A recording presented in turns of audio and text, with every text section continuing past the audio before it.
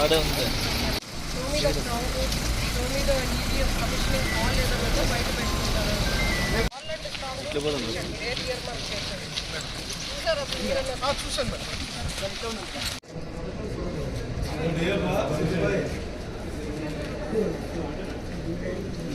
చేసుకొని EVM commissioning చేసుకుంటారు కదా. స్ట్రాంగ్ రూమ్ అలా కుదరదు కదా. ఏం మాట్లాడుతున్నారు?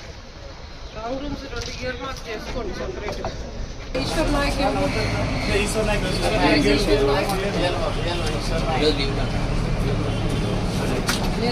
స్టేషన్ ఇయర్ మార్క్ అయ్యింది కాబట్టి నెక్స్ట్ వేరే ఇయర్ కన్నా షిఫ్ట్ చేసుకోండి. రూమ్స్ అయితే ఉన్నాయి.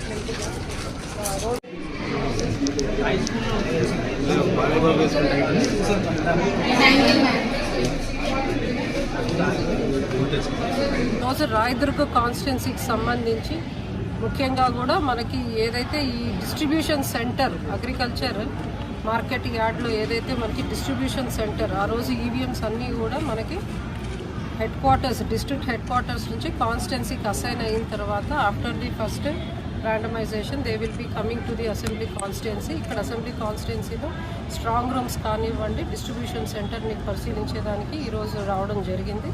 అదేవిధంగా దాంతోపాటు కొన్ని polling stations where there are multiple polling stations in a single location. So కొన్ని లొకేషన్ దగ్గర 4 కానివ్వండి 5 కానివ్వండి ఒకే లొకేషన్లో మోర్ దాన్ 4-5 పోలింగ్ స్టేషన్స్ ఉండే సచ్ లొకేషన్స్లో కూడా బేసిక్ ఫెసిలిటీస్. సో రేపు ఓటర్స్ అక్కడికి ఓటు వేయడానికి వచ్చినప్పుడు ఇబ్బంది పడకుండా వాళ్ళకి అష్యూర్డ్ మినిమం ఫెసిలిటీస్ ఏవైతే ఉంటాయో లైక్ ప్రాపర్ ర్యాంప్ కానీ for the physically challenged person.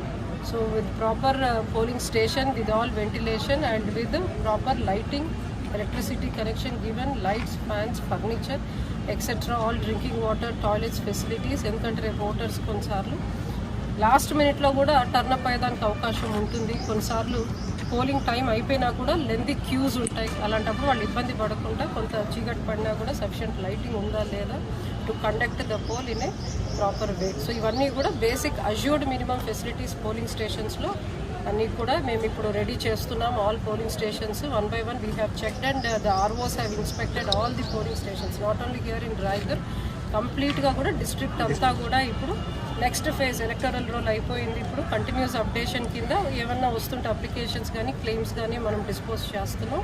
So next important is polling stations అన్నింటినీ కూడా రిటర్నింగ్ ఆఫీసర్స్ కానివ్వండి ఏఆర్ఓస్ కానీ విజిట్ చేసి అక్కడ ఈ అష్యూర్డ్ మినిమం ఫెసిలిటీస్ అన్నీ ఉన్నాయా లేదా అనేది థరోగా చెక్ చేసుకుని ఈ ఏర్పాట్లన్నీ చేయడం జరుగుతుంది.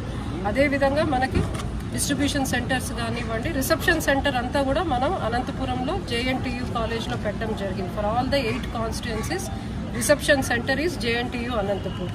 సో అక్కడ కౌంటింగ్ కూడా అక్కడే మనకి స్ట్రాంగ్ రూమ్స్ కానివ్వండి కౌంటింగ్ కూడా for both assembly as well as parliament రెండింటికి కూడా అక్కడే కౌంటింగ్ కూడా జరుగుతుంది. సో అట్లా వీటిని పరిశీలించి ఇక్కడ వచ్చి మనకి డిస్ట్రిబ్యూషన్ సెంటర్ పోలింగ్ స్టేషన్స్ కూడా ర్యాండమ్గా కొన్ని విజిట్ చేయడం జరుగుతుంది.